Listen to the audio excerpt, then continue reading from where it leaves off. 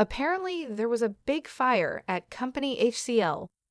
When I heard the news, it felt like I had been hit on the head with a hammer because that's where my husband works. I hoped he was okay. I called him, praying he had escaped the fire. The phone rang, and then I heard his voice say, "Hello. Eric, where are you? Are you safe?" I asked, my voice getting louder with relief. He sounded annoyed and said, "What's the matter with you? Why are you talking so loud? I'm at work. Don't call me while I'm working." Then he hung up. At least he wasn't involved in the fire, but his response was strange. "My name is Lisa, and I'm 35 years old. I'm a nurse and work has always been the main part of my life. I got married 6 years ago when I was 29. I felt lucky to get married just before turning 30. I met my husband Eric through a mutual friend. We hit it off right away and have enjoyed our married life in company housing. We've been married for 6 years, but we don't have any children yet. I believe we can build a happy family together." Eric is sometimes self-centered, but he's generally a kind and good person. He shows his love to me, and I feel safe with him. However, lately he's been very busy with work, even working on his days off. He seems tired and doesn't pay much attention to me at home. After dinner, he sits on the sofa with the TV on, but doesn't watch it. He looks at his phone all the time, using the TV as background noise. When I talk to him, he only responds with "yeah" or "oh" or something like that. I thought maybe I said something to make him upset, but I decided he was just tired from his busy work schedule. If he was that tired, I would make sure to bring him lunch and prepare dinner every day. I tried to make our daily lunch and dinner nutritious and well-balanced. Then one day, something strange happened.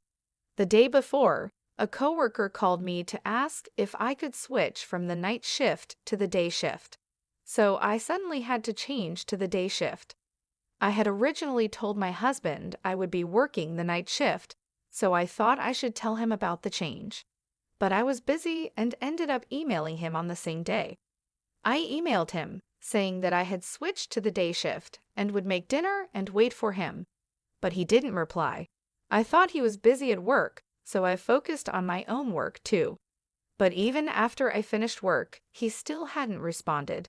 He used to reply quickly, even using emojis sometimes. But this time, he only read my message and didn't reply. Is he working so hard, or is this just what happens after 6 years of marriage?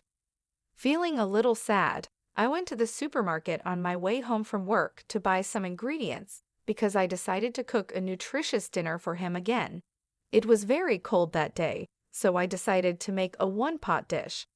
I cut up the ingredients and waited for him to come home so I could start cooking right away. But no matter how long I waited, he never came home. He usually arrives home at 8 p.m., but when he finally came home, it was already 10 p.m. "Welcome back. You're home late. Did you have to work overtime?" "Oh yeah, but did you have to work the day shift suddenly?" Yeah. A coworker had an emergency. I was a little late in telling you." "I see. Well, I guess you couldn't help it, but it's a little annoying that you told me on the same day. I might have had plans for a drink or something." "Oh, you're right. I'm sorry." I said that and turned on the stove for the pot. "Oh, you haven't eaten yet?" "No, I thought I'd wait for you." "Well, thanks, but next time you don't have to wait for me." I felt a little sad hearing my husband say that. I waited for the hot pot to boil. It started to simmer, so I served my husband's portion, then mine. I was starving after waiting for him all this time. I was enjoying the hot pot, thinking it was delicious. Then I noticed my husband wasn't eating much. "What's wrong? You don't seem to be eating much," I said. He looked a bit confused and replied, "Oh yes. Actually, I was working late, and a junior colleague bought me a rice bowl, so I'm not really hungry." Okay. You should have told me that before I started making the hot pot," I said, feeling a bit upset. He seemed to notice my mood and said, "Okay, put my portion in the fridge. I'll eat it tomorrow morning," trying to cheer me up. Then he lay down on the couch. A few minutes later, he got up and suddenly said, "I'm going for a walk." "That's unusual," I said. "I haven't been getting enough exercise lately, and I've been working late, so I need a change of pace," he answered as he began to get ready to go out. I felt a little empty sitting alone at the table eating the hot pot, so I put my portion in the fridge too. I felt like I had eaten too much, and my husband and I haven't spent much time together lately, so I decided to go for a walk with him. But he refused and said it's not good to move just after eating. He also said he wanted to go for a long walk alone. He ended up going out for a walk by himself. I thought his behavior was suspicious, so I secretly followed him. My fear turned out to be true. Despite my voice, my husband was walking with great enthusiasm. He stopped in front of the park, a bit far from our house. He looked around and seemed to be communicating with someone on his phone. I wondered who he was talking to. A few minutes later, a car pulled in. My husband approached the car and started talking lightly with the person in the driver's seat. It was dark and hard to see, so I couldn't make out much more. I got closer to the car and saw the person in the driver's seat. She had long curly hair and glossy lipstick. It was a woman, laughing happily as my husband got into the passenger seat. He was totally having an affair, right? By the time I thought that, the car had already driven away. I stood there for a while stunned. Then my husband sent me a text message saying he met someone he knew and would be home a little late. Someone he knew just out of nowhere. I didn't believe him at all. He had said he had already eaten and didn't have an appetite, but it was past 3 a.m. when he came home. He didn't even notice that I was awake. He seemed tipsy and went to the kitchen to drink a glass of water. After that, he often worked overtime only when I was on the day shift. We always had a hard time matching our off days, but now it's even harder. Yesterday he worked overtime, and today he has to work on his day off. But is it really work? I wonder if he's meeting the woman I saw that day. I can't help but think about it.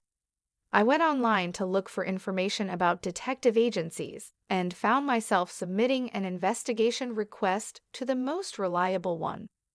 I felt guilty about investigating behind his back, but if nothing is going on, I could trust my husband again. So I decided to have them investigate. Waiting for the results of the investigation was really hard. My husband was as quiet as ever, and every time I saw his face, the woman was on my mind. I wanted to get a clear picture as soon as possible. Then something incredible happened.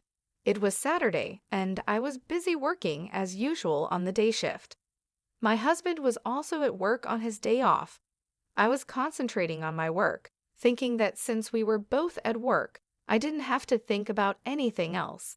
Then I heard the sirens of a fire truck in the distance. The sound got closer and closer, louder and louder.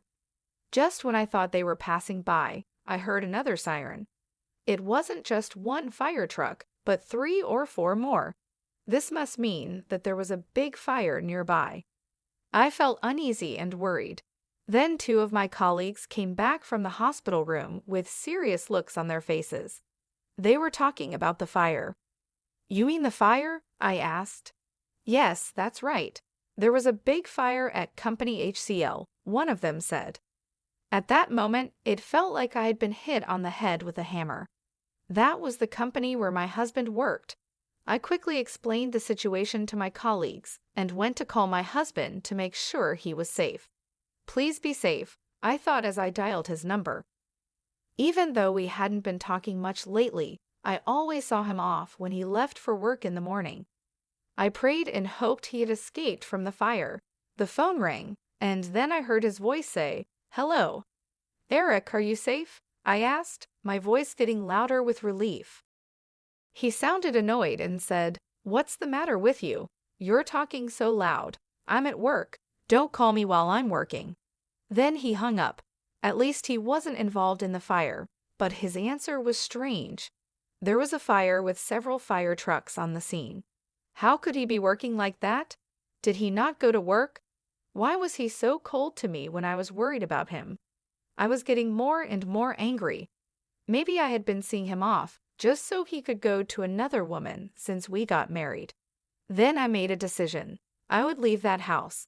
As soon as I got home, I started packing my stuff.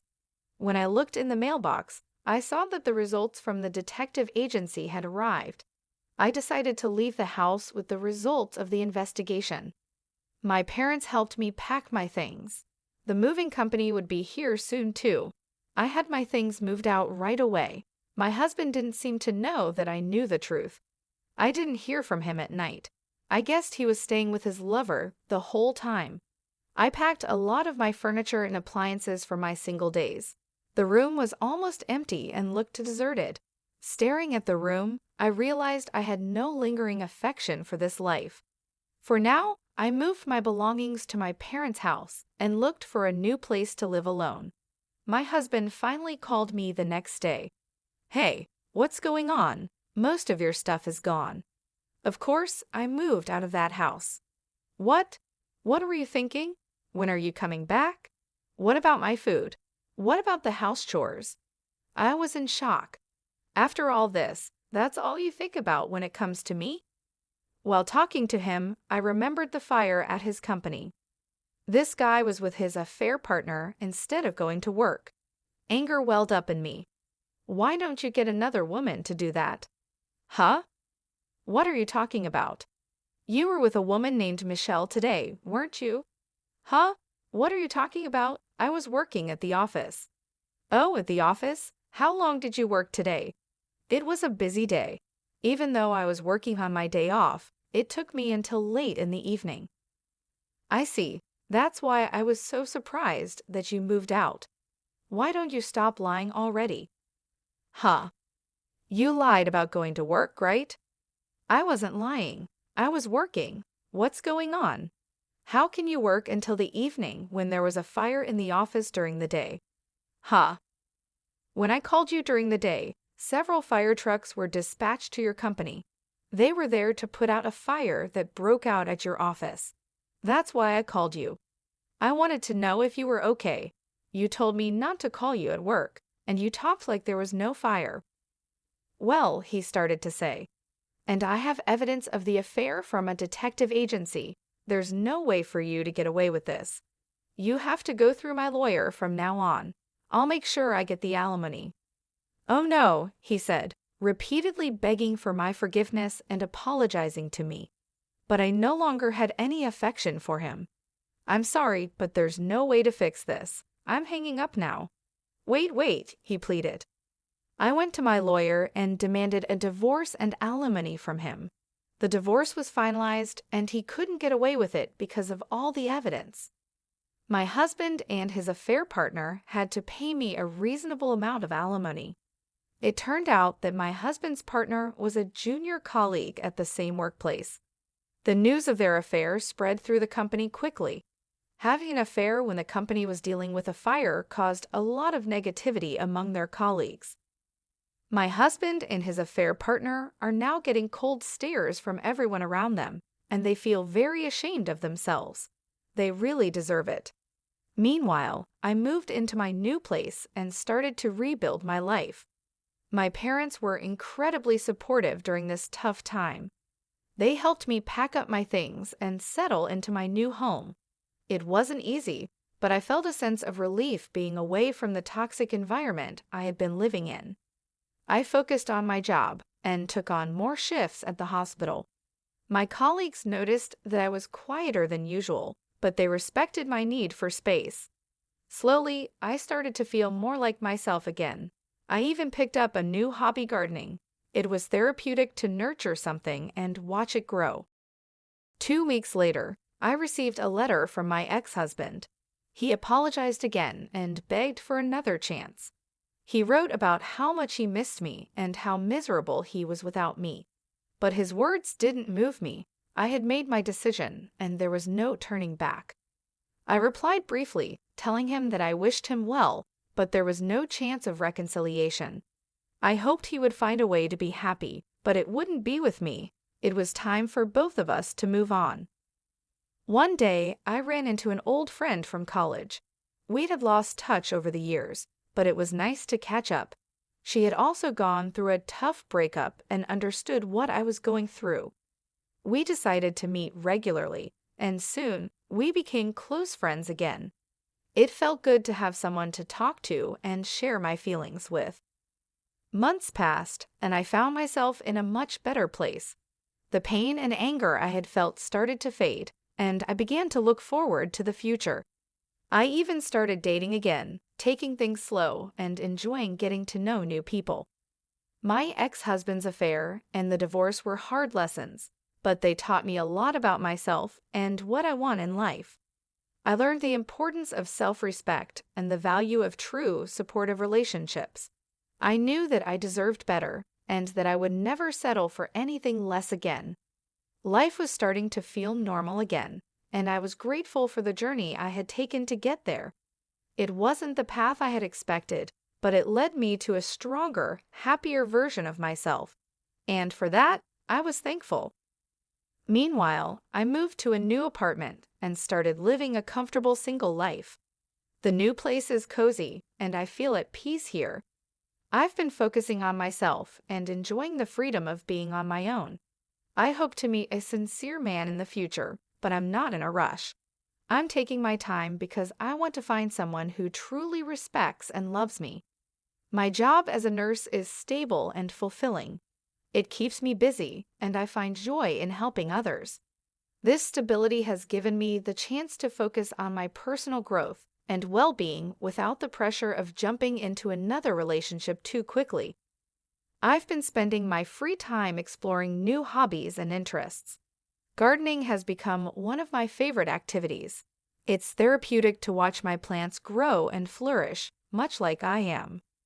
Looking back, I think about how she found out about her husband's affair. The fire at his company was unexpected and shocking, but it brought the truth to light. He shouldn't have had an affair to begin with, and it was only a matter of time before she found out. His actions were hurtful, and the consequences he faced were well-deserved. I've also started reconnecting with old friends and making new ones. It's nice to have a supportive social circle. We often go out for dinners, movies, or just have long chats over coffee. These interactions have been crucial in helping me heal and move forward. I've learned a lot from this experience. I've learned to value myself more and to recognize the red flags in a relationship. I've also learned the importance of taking things slow and not rushing into anything. This time, I want to make sure that my next relationship is built on trust, respect, and mutual understanding. For now, I'm content with my single life. I enjoy coming home to a peaceful, quiet apartment. I love having the time to read, cook, and just relax without any worries. My evenings are often spent with a good book or a movie, and sometimes I treat myself to a nice homemade meal or a dessert. I know that finding the right person will happen when the time is right. Until then, I'm focusing on making myself happy and living a fulfilling life. The journey has been tough, but it has also made me stronger and more self-aware. Enjoying my single life as a nurse has been a rewarding experience. I've grown a lot as a person, and I'm excited about what the future holds. I'm taking one day at a time and cherishing every moment. I know that when I do meet someone special, I'll be ready, and it will be worth the wait.